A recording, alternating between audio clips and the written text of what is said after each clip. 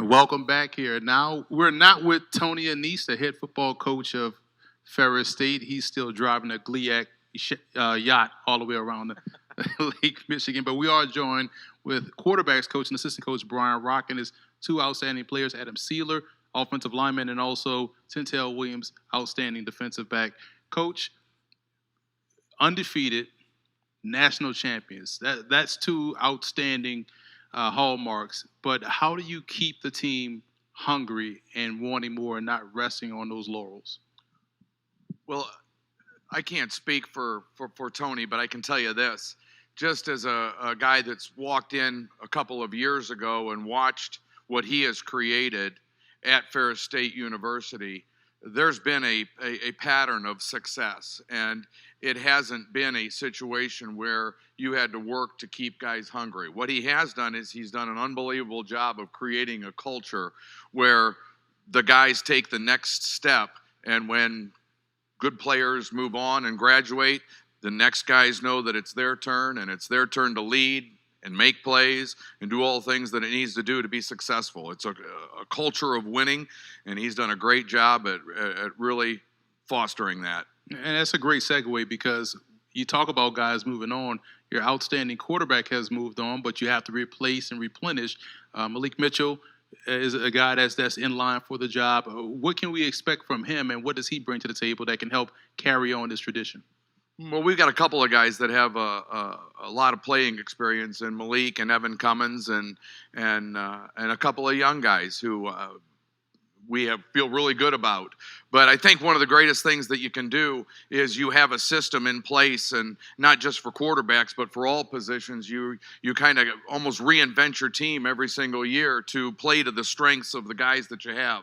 And I think that we do a really good job of that. And, we're going to emphasize our strengths and try to eliminate our weaknesses and do our dangest to win every week. Adam, I want to start with you on this one. No one talks to the offensive line. You guys are probably the most smartest guys on the team. You guys are the most well-rounded. You keep everybody else from getting penalties and kind of calm everybody down. Take us through that mindset of the offensive lineman, because not only do you guys are the team pulse, but you are also, for Ferris State, dominating up front. Take us through your prep and why that is the case. For us, we're not big spotlight guys. This isn't my comfort zone. We like to put the light on the guys behind us and just make it as easy for them to, score. Give them time in the backfield or make holes. We definitely try to keep a calming feel, when guys start getting worked up. I think we keep a pretty level head most of the time with the O-line. But I think we had a good year doing that last year and try to do it again. And you guys are really excellent up front. I can't even emphasize that enough. Tentel, I want to ask you, complete defender, range, ball skills. You're a ferocious hitter. You leave the impact when guys over the middle of the field. You're taking a bigger leadership role going into the season. Are you ready to embrace that role? And what does that actually look like when folks say, hey, I'm going to be a better leader on the field?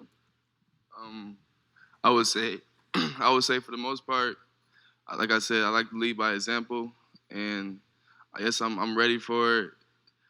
And I'm just gonna try to go out there every day and just lead by example with my field play.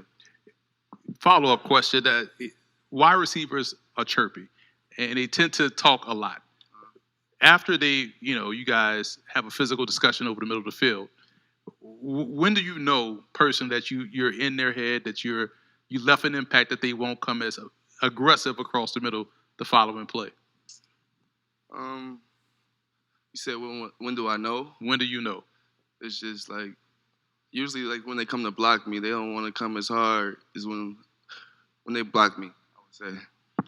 Adam, I got to follow up for you as well too, because I know we like to talk as offensive skill players, and you guys have to deal with the dirty work based off our talking.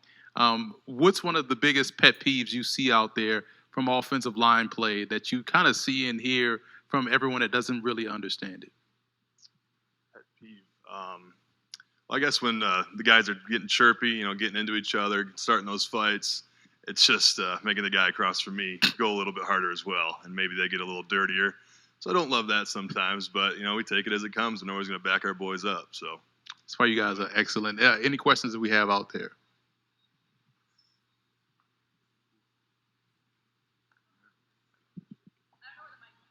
How hungry are you all to get back to the city? I mean, that's a place that everybody wants to be and play in the national championship again.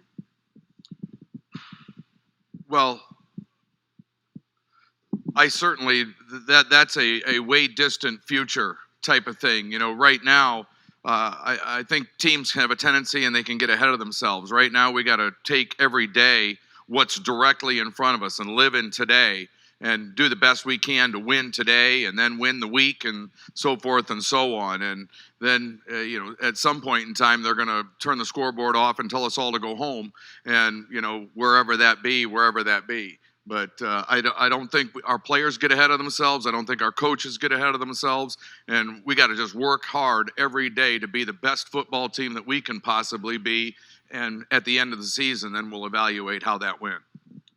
To piggyback off what he just said, like we just had a team retreat a few weeks ago, and one of the things we talked about was leaving 2021 and 2021 season and focusing on 2022 season and winning each quarter, winning each game. That's just our culture, and that's what we're going to try to do again this year. Adam, your brother, obviously, Zach, played at Ferris State in his 5th season now in the NFL with the Dolphins. What does it mean to follow in his footsteps, I guess, as a Ferris State Bulldog? You know, I feel like I've acted as if I'm in his shadow years in the past, and I feel like now I'm really stepping out and creating my own name at Ferris. You know, it's cool to have him out there, but he's Ferris's past. We got a future to look forward to here. So, and Sintel, for you, just getting another opportunity to have another senior season here, what does that mean? One final opportunity here on the field this season. I just want to capitalize and try to do everything I didn't do before, as far as accolades and team goals. We already won a national championship. I'm hoping to do that again. Have a full, healthy season and just capitalize on everything I can. Guys, I appreciate you guys stopping by, taking time, and good luck the rest of the way this season as we kick off 2022. We'll step aside, take another break, and be back with more 2022 GLIAC Football Media Day.